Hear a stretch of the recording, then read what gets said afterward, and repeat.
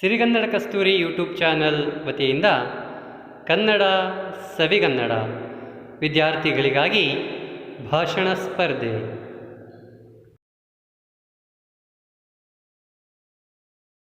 ನನ್ನ ಹೆಸರು ಮೇಘನಾ ಪಿ. ನಾನು ಅನಂತಗೀತಾ ವಿದ್ಯಾಲಯದಲ್ಲಿ 4ನೇ ತರಗತಿಯನ್ನು ಓದುತ್ತಿದ್ದೇನೆ. ಕನ್ನಡವೇ ಸತ್ಯ, ಕನ್ನಡವೇ ನಿತ್ಯ ಎಂದು ಹೇಳುತ್ತಾ ನಾನು ನನ್ನ ಭಾಷಣವನ್ನು ಆರಂಭಿಸುತ್ತಿದ್ದೇನೆ.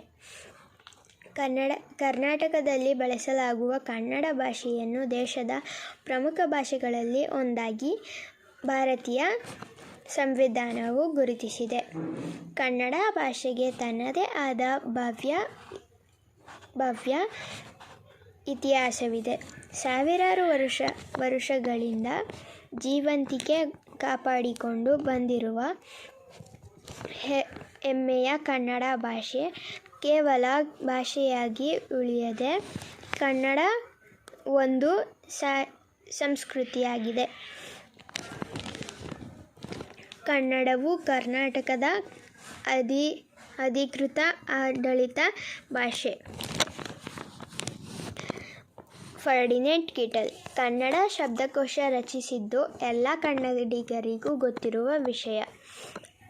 ಆದರೆ ಹೀಗೆ ವಿದೇಶಿಯೊಬ್ಬರು ಭಾರತೀಯ ಪ್ರಾದೇಶಿಕ ಭಾಷೆಯೊಂದರ ಶಬ್ದಕೋಶ ರಚಿಸಿದ್ದು ಕನ್ನಡದಲ್ಲಿಯೇ ಮಾತ್ರ ಎಂಬುದು ಕನ್ನಡದ ಹೆಗ್ಗಳಿಕೆಗೆ ಮೇರುಗರಿ.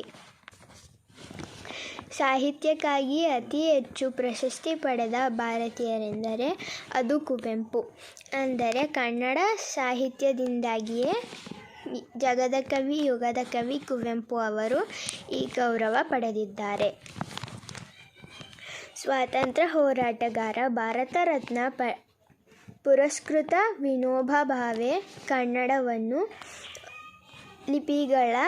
ಲಿಪಿಗಳ ರಾಣಿ ಎಂದು ಹಾಡಿ ಹೊಗಳಿದ್ದಾರೆ. ಈವರೆಗೂ 8 ಕನ್ನಡ ಸಾಹಿತಿಗಳು ಜ್ಞಾನಪೀಠ ಪ್ರಶಸ್ತಿಯನ್ನು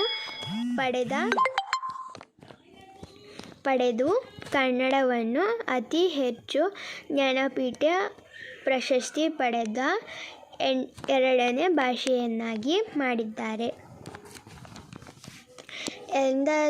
ಎಲ್ಲಾದರೂ ಇರು, ಎಂತಾದರೂ ಇರು, ಎಂದೆಂದಿಗೂ ಕನ್ನಡವಾಗಿರು. ನಾನು ಕನ್ನಡತಿಯಾಗಿ ಹುಟ್ಟಿರುವುದಕ್ಕೆ ನನಗೆ ಹೆಮ್ಮೆ.